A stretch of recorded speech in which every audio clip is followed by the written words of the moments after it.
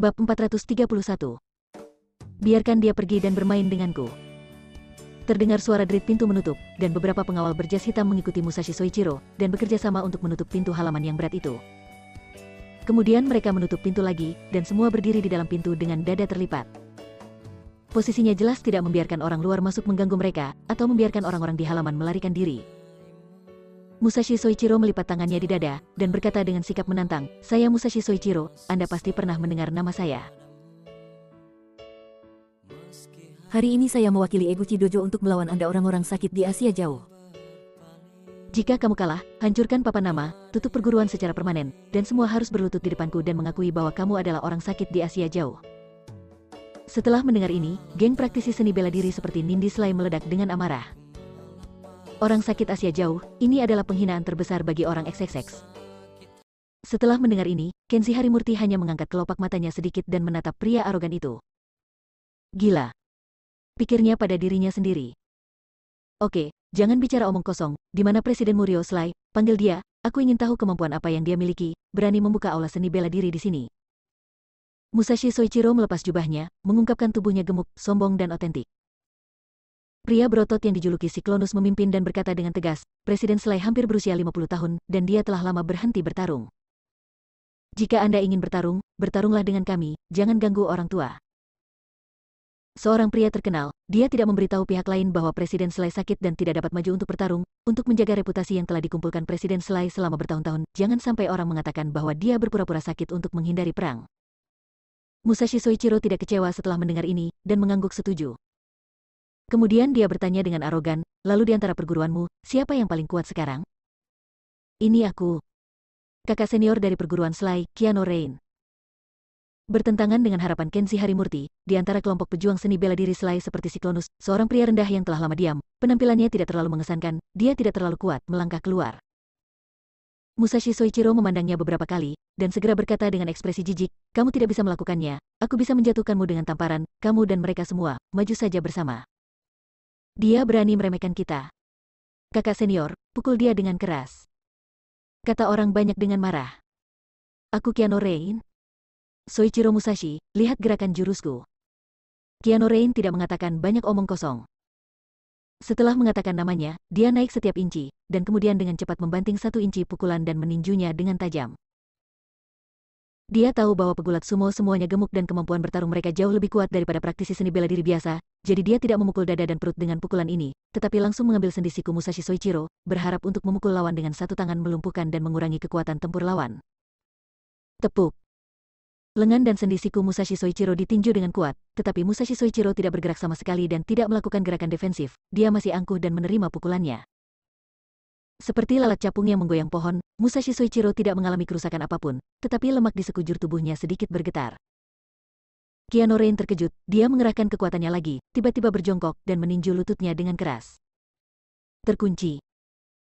Orang-orang biasa pasti akan mematahkan lutut mereka ke dalam setelah menerima pukulan ini, tetapi ketika mereka sampai di Musashi Soichiro, lututnya sepertinya dipenuhi dengan besi, dan mereka sama sekali tidak takut dengan pukulannya, dan masih tidak terluka.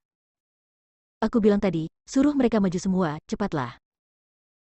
Kata Musashi Soichiro dan menamparnya dengan tamparan, kekuatannya cepat dan kejam. Keanu Rain buru-buru berguling untuk menghindar, tetapi masih tersapu oleh angin palem di lengannya, dan tiba-tiba mengeluarkan senandung yang menyedihkan, seperti daun-daun equinox musim gugur yang menyapu, berguling jauh. Masuk akal bahwa orang gemuk pasti bergerak perlahan, tetapi ini tidak terjadi pada pegulat sumo seperti Musashi Soichiro. Tamparannya yang tampaknya ringan, selain sangat kuat, bahkan lebih cepat daripada praktisi seni bela diri biasa. Ini sungguh luar biasa. Nindi Slay dan yang lainnya buru-buru mengangkat Keanu Rain dari tanah, melihat salah satu lengan Keanu Rain sudah bengkak, dan karena terkejut, mereka mau tidak mau menatap Musashi Soichiro dengan ketakutan. HMPH, bahkan tidak tahan dengan satu pukulan pun. Musashi Soichiro melipat tangannya di dadanya dan berkata dengan nada menghina. Hanya saja kamu bahkan tidak bisa menahan pukulan dengan 2 titik kekuatan, jika aku menggunakan 5 titik kekuatan, tanganmu sudah akan patah dan kamu sudah berakhir. Ayo, maju semua bersama, aku tidak ingin membuang waktu dengan kalian.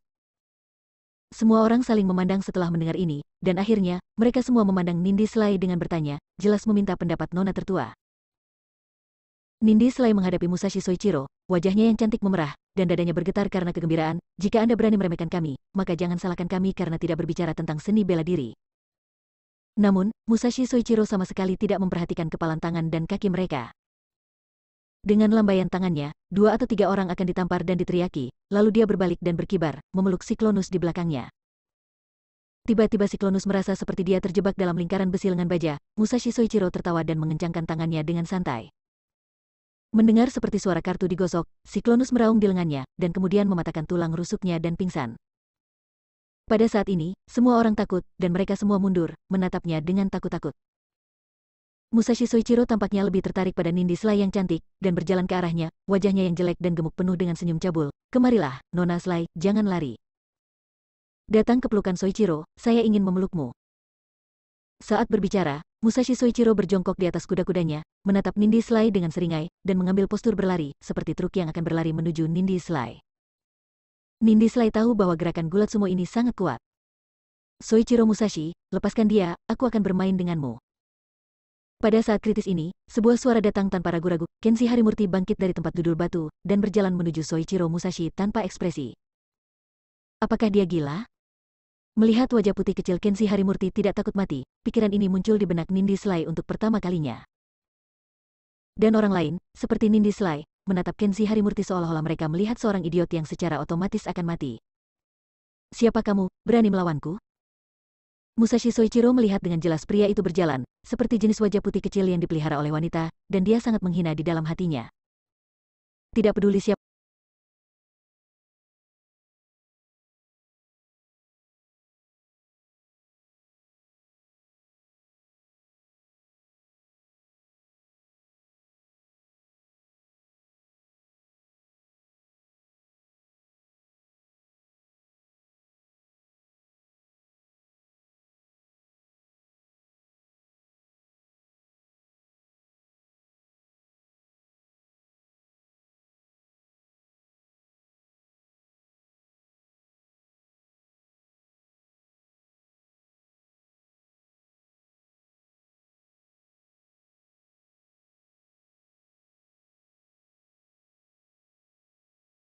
Sebagai orang XXX biasa. Ayo, aku akan melawanmu. Kenshi Harimurti dengan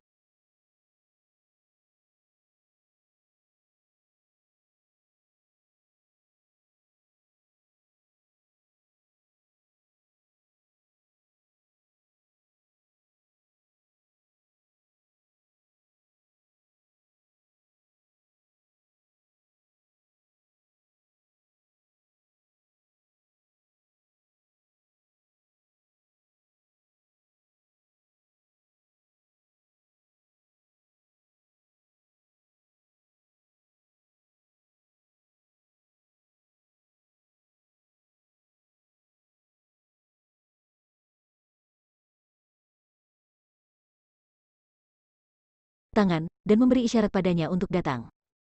Gila, dia benar-benar gila. Dari mana dia mendapatkan kepercayaan diri untuk menghadapi sumo Oyokozuna 1 lawan 1? Apakah dia kutu buku yang belum pernah melihat dunia? Semua orang berkeringat untuknya, pikir mereka semua bahwa orang ini akan mati, dan Nindi Slay bahkan menjadi pucat, bersimpati dengan dia di dalam hatinya. Musashi Soichiro berkata dengan nada menghina, orang sakit Asia jauh, berani menantangku. Dia berkata dengan nada menghina, oke, aku akan memelukmu dan membuatmu hancur. Setelah berbicara, Musashi Soichiro tiba-tiba melangkah maju. Mengambil langkah, dia mengulurkan lengan panjangnya yang kokoh dan menamparnya seperti kipas untuk mencapai pinggang Kenshi Harimurti. Sudah terlambat dan kemudian terlalu cepat, Kenshi Harimurti tiba-tiba mengangkat tubuhnya, seperti kelinci yang bangkit dan jatuh, dan dia menamparkan telapak tangannya seperti embusan angin di atas kepalanya. Segera, Musashi Soichiro berlutut dengan keras, dan tanah yang dilapisi batu bata biru di bawah lututnya hancur menjadi 2 lubang besar. Musashi Soichiro ngeri, bibirnya bergerak ketika dia ingin mengatakan sesuatu, tetapi tiba-tiba matanya gelap, tubuhnya yang besar terbanting ke tanah, dan dia benar-benar tidak sadarkan diri. Tiba-tiba, seluruh tempat itu sunyi senyap. Melihat adegan ini dengan mata kepala sendiri, semua orang gemetar diam-diam, dan hanya ada kejutan dan ketakutan di mata mereka pada Kenshi Harimurti, dan Nindi Slay sangat terkejut sehingga wajahnya yang cantik menjadi pucat, dan bahkan napasnya berhenti total. Bab 432. Bagaimana penyembuhan bisa menjadi seperti permainan anak-anak? Setelah mengalahkan Musashi Soichiro dengan 1 telapak tangan, Musashi Soichiro akhirnya dibawa keluar dari aula oleh jas hitam itu. Mata Nindi Slay dan murid perguruan yang memandang Kenshi Harimurti telah berubah dari jijik dan jijik menjadi kekaguman dan bahkan ketakutan. Tuan Harimurti, terima kasih. Anda membantu kami menjaga papan nama emas perguruan Sly. Nindi Sly berjabat tangan dengannya dengan penuh semangat, menatap matanya yang indah, penuh rasa ingin tahu dan pertanyaan. Dia sangat tertarik dengan identitas Kenzi Harimurti dan ingin tahu dari mana pria muda yang sangat kuat ini berasal. Dan saudara-saudari di sekitarnya juga sangat berterima kasih atas sikap mereka terhadap Kenzi Harimurti. Nona Nindi, sama-sama. Saya mengatakan bahwa ayahmu, Tuan Rio Sly, memiliki sedikit persahabatan dengan saya, jadi bantuan tadi hanya bantuan kecil. Nona Nindi, jangan ambil hati. Kenzi Harimurti dan beberapa dari mereka setelah beberapa obrolan, mengajukan permintaan lain untuk mengunjungi Rio Sly. Tidak ada yang menghentikannya kali ini. Nindi Sly dan yang lainnya memperlakukannya dengan hormat dan memperlakukannya sebagai tamu kehormatan, secara pribadi menemaninya ke kamar Rio Sly untuk pemulihan. Di kamar tidur besar bergaya Asia, udara dipenuhi dengan aroma jamu tradisional. Rio Sly, yang tidak sadarkan diri, berbaring di tempat tidur, mengenakan masker pernapasan dan infus menetes di lengannya. Ketua Jaka, kondisi Tuan Sly tidak membaik selama beberapa hari. Ini bukan cara untuk menunda. Setelah seorang perawat wanita memeriksa tubuh Rio Sly, dia mengangkat tubuhnya dan berkata kepada seorang pria parubaya di jas putih di sampingnya. Pria parubaya itu bernama Jaka Tanuji. Dia adalah ketua Asosiasi Pengobatan Tradisional Cabang Oriental Kyoto. Dia dapat dianggap sebagai dokter nasional nomor 1 di bidang pengobatan tradisional Oriental. Dia juga sepupu jauh Rio Sly. Jaka Tanuji menatap wajah Rio Sly yang tidak sadar, dan sedikit kekhawatiran melintas di matanya. Dia tahu bahwa situasi Rio Sly saat ini sangat buruk. Jika dia tidak bangun lagi, bahkan jika dia tidak mati, dia akan menjadi sia-sia. Ini benar-benar tidak berhasil, gunakan saja rencana operasi untuk mengeluarkan trombus. Perawat nona muda sedikit terkejut dan berkata, Direktur Jaka, menurut penilaian praoperasi, jika kraniotomi dilakukan, risikonya akan meningkat menjadi sangat tinggi. Tidak ada cara lain, jika Anda mengoperasinya, itu hanya akan menjadi lebih buruk. Anda pergi dan memanggil Nindi Sly dan biarkan dia siap secara mental. Sebelum kata-kata itu selesai, Nindi Sly berjalan ke kamar dengan cepat dan berkata, Sepupu, bagaimana kabar ayah saya? Seorang tamu datang mengunjungi ayah saya. Kenzi Harimurti mengikutinya, dan Nindi Sly mengundangnya ke ranjang rumah sakit dan memperkenalkan Jaka Tanuji satu sama lain. Melihat Kenzi Harimurti masih muda, Jaka Tanuji hanya mengangguk kecil, lalu menoleh dan berkata, Nindi, aku ingin memberitahumu. Kondisi ayahmu semakin memburuk, gunakan obat tradisional tidak masuk akal. Saya sudah menghubungi rumah sakit sekarang, dan saya berencana untuk melakukan kraniotomi pada ayahmu, tetapi Anda harus memahami bahwa setelah kraniotomi selesai, risiko bagi ayahmu tidak akan kecil. Anda tidak dapat melakukan kraniotomi, setelah kraniotomi dibuka, dia pasti akan mati. Kenzi Harimurti menyela dengan suara samar, dia sudah merasakan denyut nadi Rio Sly sekarang, dan pendarahan intrakranial yang disebabkan oleh struk telah parah, menekan saraf intrakranial. Jaka Tanuji ragu-ragu sejenak, lalu menatapnya dan bertanya, Nak Kenzi, apakah kamu juga tahu obat? Nindi Sly dengan cepat berkata, Tuan Harimurti ini mengatakan bahwa dia tidak hanya tahu obat, tetapi juga memiliki keterampilan medis yang baik. Kamu lulus dari perguruan tinggi mana, dan di rumah sakit mana kamu bekerja sekarang? Jaka Tanuji bertanya. Kenzi Harimurti menggelengkan kepalanya dan berkata, saya tidak berasal dari sekolah profesional, dan saya tidak belajar di rumah sakit manapun. Keterampilan medis saya diajarkan oleh guru saya. Jaka Tanuji tertawa dalam hatinya setelah mendengar ini. Diperkirakan sebagian besar pemuda seperti ini adalah para dokter tidak cakap, jika ditempatkan di pedesaan, disebut dokter bertelanjang kaki. Kenzi Harimurti dapat melihat bahwa dia tidak optimis tentang keterampilan medisnya, dan sebagian besar waktu dia tidak mau mendengarkan nasihatnya sendiri, jadi dia dengan sungguh-sungguh berkata, Ketua Jaka, kondisi pasien tidak cocok untuk operasi. Dia akan meninggal dalam meja operasi. Jaka Tanuji menyela dengan lambaian tangannya, dengan tidak setuju berkata, anak muda, apa yang Anda katakan terlalu banyak. Ya, saya akui bahwa risiko kraniotomi sangat tinggi, tetapi ada juga beberapa kuncinya adalah jika tengkorak tidak dibuka, pasien tidak akan pernah bangun. Kenzi Harimurti berkata, Ketua Jaka, mengapa saya tidak mencoba untuk mengobatinya? Saya punya cara untuk membangunkannya. Kamu. Jaka Tanuji mendengarkan ini, merasa agak aneh. Dia tidak menyangka pemuda ini tidak takut pada kesempatan, dan dia sebenarnya ingin merawat pasien yang begitu serius. Kenzi Harimurti, kamu jangan omong kosong. Ketua Jaka adalah pemain nasional nomor 1 di bidang pengobatan tradisional Oriental. Dia tidak yakin akan sembuh. Apa yang bisa kamu lakukan? Perawat wanita di samping sedikit tidak nyaman, dan mencibir menghina. Kenzi Harimurti mengabaikannya dan berkata kepada Nindi Sly, Anda adalah putri Tuan Sly, setara dengan perwakilan keluarga pasien. Saya harap Anda setuju untuk mengizinkan saya mengobati ayah Anda. Itu benar, Kenji Harimurti sangat cakap, dia dapat mengalahkan Musashi Soichiro dalam satu serangan. Tetapi ini tidak berarti bahwa keterampilan medisnya sekuat keterampilannya, dan Nindi Sly kurang percaya diri padanya. Karena malu, Nindi Sly tidak punya pilihan selain melihat sepupunya untuk meminta bantuan. Jaka Tanuji mendengus, biarkan dia mencoba. Saya ingin melihat keterampilan apa yang dimiliki pemuda ini, seorang pasien yang bahkan tidak dapat saya obati, bagaimana dia bisa menyembuhkannya. Jaka Tanuji kesal dan memandang Kenji Harimurti dengan jijik.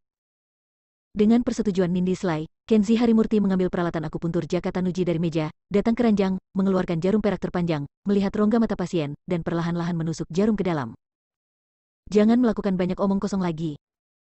Jaka Tanuji melihat ada yang tidak beres. Dia belum pernah melihat akupuntur sebelumnya, yang menusukkan jarum ke rongga mata pasien. Dia buru-buru mengambil tindakan untuk menghentikan Kenji Harimurti dan bertanya dengan tajam, apakah kamu mengerti akupuntur? Apakah ada titik akupuntur di sana? Apakah Anda mencoba membutakan pasien? Kenji Harimurti berkata dengan acuh tak acuh. Ketua Jaka salah paham. Saya hanya ingin menggunakan jarum perak untuk menembus rongga mata pasien dan memeriksa tengkorak pasien. Kemudian gunakan teknik tenaga dalam khusus untuk menghancurkan gumpalan darah yang tertahan di tengkorak. Ini tidak akan membahayakan organ intrakranial pasien, tetapi juga memungkinkan darah menghilang dan diserap oleh tubuh manusia, yang sederhana dan praktis dengan hasil yang luar biasa. Sederhana dan praktis dengan hasil yang bagus? Jaka Tanuji tidak bisa menutup mulutnya karena terkejut dan bertanya-tanya apakah dia pernah bertemu dengan seorang neurologis. Apakah ada cara untuk menghilangkan hematoma intrakranial seperti itu? Apakah kamu gila? Perawat nona muda berkata dengan belak-belakan, gunakan jarum perak untuk melewati rongga mata ke dalam tengkorak. Tahukah Anda berapa banyak saraf intrakranial yang ditusuk? Tahukah Anda betapa rumitnya otak? Hanya dengan tangan Anda dan jarum perak pendek, dapatkah Anda menemukan lokasi hematoma secara akurat? Perawat nona muda berkata dengan nada menghina, pria yang bodoh, aneh dan aneh, saya curiga Anda pembohong. Jaka Tanuji juga mulai kasar, dia melirik Kenji Harimurti dengan jijik, dan berkata dengan dingin, Nindi. Tolong suruh dia keluar. Orang ini tidak mengerti sama sekali. Sebagai dokter, saya tidak akan pernah membiarkan seseorang bermain dengan kehidupan ayahmu. Bab 433. Itu benar-benar terjadi. Tuan Harimurti, mohon segera pergi. Setelah mendengar perintah sepupunya untuk mengusir tamu, Nindi Sly membuat isyarat dingin mengundang Kenji Harimurti tanpa ragu-ragu. Sikapnya terhadap Kenji Harimurti saat ini tidak sehormat sebelumnya. Dia bahkan curiga dalam hatinya bahwa pria ini datang mengunjungi ayahnya dan bahkan ingin mengobati penyakit ayahnya. Mungkin ada semacam kejahatan yang tersembunyi di belakangnya. Kenji Harimurti mengklarifikasi, Nona Nindi, jangan salah paham. Jangan katakan itu. Nindi Sly memotongnya dengan dingin, jika Anda masih ingin kami memperlakukan Anda sebagai tamu, silakan segera pergi. Kata itu begitu berat sehingga bahkan berbau samar mesiu. Kenji Harimurti menatapnya, dan bagaimanapun, dia menghela nafas diam-diam dan berjalan keluar dari kamar tidur. Saya belum pernah melihat orang seperti itu sebelumnya, dan saya tidak tahu dari mana orang gila itu berasal. Jaka Tanuji dan perawat nona muda melihat ke punggungnya dan berkata dengan nada menghina. Wajah cantik Nindi Sly dingin dan glamor, seolah-olah mengikuti pengawasan, mengirim Kenji Harimurti sampai ke pintu kamar. Bagaimanapun, Kenji Harimurti tidak ingin Ryo Sly mati di ranjang rumah sakit dengan sangat sia-sia. Dia berhenti dan berbalik, mengeluarkan pil dari tasnya, dan menyerahkannya kepada Nindi Sly. Ngomong-ngomong, pil ini sudah kuberikan untukmu. Ini adalah obat mujarab yang aku buat sendiri. Ini disebut pil kebangkitan. Fungsi utamanya adalah untuk menyelamatkan hidup seseorang. Itu bisa membuat orang yang sekarat mengambil nafas dan mendapatkan waktu penyelamatan hidup dari setengah jam menjadi beberapa hari. Kalau kamu dan pamanmu harus melakukan kraniotomi pada ayahmu, maka ayahmu pasti tidak bisa menanggungnya. Begitu ada bahaya di meja operasi, segera berikan ayahmu pil kebangkitan ini dan kemudian sesegera mungkin, cari aku. Saat memberikan pil kebangkitan, Kenji Harimurti menulis nomor teleponnya. Setelah memikirkannya, dia merasa itu tidak aman, dan memberitahu dia alamat tempat tinggal sementaranya. Tuan Harimurti memiliki hati, saya berterima kasih untuk ayah saya. Nada bicara Nindi Sly tidak dingin atau acuh tak acuh, jelas rasa terima kasihnya tidak tulus. Dia mengambil pil dan menutup pintu halaman dengan derit, meninggalkan Kenji Harimurti di luar. Kenji Harimurti menggelengkan kepalanya dengan senyum masam, dan bergumam pada dirinya sendiri, Ryo Sly, Ryo Sly, itu tergantung pada putri Anda apakah dia percaya atau tidak. Tak lama setelah Kenji Harimurti pergi, ambulans melaju ke Sly Hall. Di kompleks, Nindi Slay, Jaka Tanuji, dan semua murid dari Guild Hall bertindak bersama untuk membantu personel ambulans membawa tempat tidur Tandu ke ambulans. Nindi, jangan terlalu banyak berpikir. Kraniotomi ini akan dilakukan oleh saya secara pribadi, dan saya juga akan memanggil adik laki-laki saya dari rumah sakit afiliasi Universitas Kyoto untuk membantu. Saya pikir ayahmu harusnya bisa selamat dari ini. Ketika mereka tiba di rumah sakit, Jaka Tanuji dan beberapa jas putih memimpin Nindi Slay dan yang lainnya, dan mendorong Tandu langsung ke ruang operasi. Jaka Tanuji terkenal di kalangan medis di daerah Kyoto dan sering diundang oleh rumah sakit besar. Komunikasi, ceramah, konsultasi. Jadi selama dia bertanya, sebagian besar rumah sakit akan membuka saluran darurat untuknya, dan tidak perlu melalui prosedur penerimaan khusus. Tentu saja Nindi Slay juga tahu betul bahwa sepupunya tidak punya pilihan selain mengatur kraniotomi begitu cepat. Ayahnya koma selama beberapa hari. Menurut Jaka Tanuji, penundaan setiap jam akan membuatnya lebih sulit untuk bangun. Sekarang dia hanya bisa berharap semoga Tuhan memberkati ayahnya untuk melewati masa sulit ini tanpa resiko apapun. Ngomong-ngomong, sepupu, saya punya pil di sini, yang diberikan oleh Kenshi Harimurti. Mungkin tidak nyaman, Nindi Slay ingat instruksi Kenshi Harimurti sebelum dia pergi, jadi dia merasa pil itu tidak nyaman dan menyerahkannya kepada Jaka Tanuji. Dia mengatakan bahwa pil ini adalah pil kebangkitan yang dia buat sendiri, yang dapat menyelamatkan hidup dan menggunakannya untuk menghadapi situasi berbahaya. Dengan pil ini katanya, kamu dapat membeli setengah hari hingga 1 hari waktu penyelamatan. Jaka Tanuji berkata dengan tidak senang, Nindi, apakah kamu bingung? Pemuda bernama Kenshi Harimurti itu hanyalah pembohong yang bodoh, kamu masih percaya dia? Nindi Slay tersipu, menundukkan kepalanya dan berkata, sebenarnya, saya tidak begitu percaya, tetapi saya tidak tahu apa yang terjadi. Segera setelah saya masuk ke rumah sakit, terutama ketika saya melihat pasien-pasien itu kesakitan, jantungku naik turun dan aku mulai gugup. Jaka Tanuji menghela nafas dan menghiburnya, Nindi, tenanglah. Kamu tahu keterampilan medis pamanmu, dan adalah dokter yang sangat terkenal di daerah Kyoto. Junior dan senior junior di kelas saya bahkan lebih luar biasa. Dia adalah ahli kardiovaskular dan cerebrovaskular nomor 1 di bidang medis di Kyoto. Dengan 2 dokter terkenal kami yang bekerja sama, saya percaya bahwa kami dapat mengatasi kesulitan dan ayahmu akan bangun. Setelah mengatakan ini, Jaka Tanuji menepuk bahunya, lalu meninggalkannya di luar ruang operasi, memimpin beberapa jas lab putih, dan mendorong tempat tidur Tandu ke ruang operasi. Pil itu masih ada di tangan Nindi Slay, Jaka Tanuji tidak mengambilnya. Nindi Slay melihat punggung sepupunya dan yang lainnya, dan kemudian melihat pil di tangannya, bagaimanapun, dia mengerutkan kening dengan jijik dan membuangnya ke tempat sampah. Selanjutnya adalah penantian panjang. Nindi Slay duduk berdampingan di luar pintu ruang operasi dengan beberapa saudara dan saudari. Sekitar 1 atau 2 jam kemudian, pintu ruang operasi tiba-tiba terbuka, dan seorang perawat wanita keluar dengan tergesa-gesa, memegang dokumen di tangannya, dan bergegas ke tempat lain. Beberapa menit kemudian, beberapa dokter berjas putih tiba-tiba muncul di koridor, semua dengan ekspresi serius dan langkah tergesa-gesa, berjalan ke ruang operasi sambil berbicara. Kakak senior, sepertinya ada masalah di ruang operasi. Seorang adik laki-laki muda berdiri dengan gugup dan berkata, aku baru saja mendengar mereka berbicara, dan sepertinya mereka mengatakan tekanan pada tengkorak terlalu tinggi, pendarahannya parah, dan operasi harus dihentikan untuk menyelamatkan nyawanya. Saya tidak tahu apakah ini bukan tentang Tuan. Apakah sesuatu terjadi pada Tuan? Semua orang berdiri dengan desir, dan semua menjadi gugup. Nindi Slay sedikit bingung, dan bahkan wajahnya yang cantik menjadi pucat. Tapi dia tidak bisa membantu, dia hanya bisa menggumamkan doa di dalam hatinya, berharap para dokter tidak berbicara tentang ayahnya, tetapi pasien lain. Dengan keras, pintu ruang operasi terbuka lagi, dan seorang perawat kecil bergegas keluar dan berkata dengan gugup, Nona Nindi, saya minta maaf untuk sesuatu. Operasi ayahmu sangat tidak berhasil, dia. Ada apa dengannya? Tubuh Nindi Slay bergetar hebat, dan air mata langsung mengalir. Maaf, Nona Nindi, kami telah melakukan yang terbaik.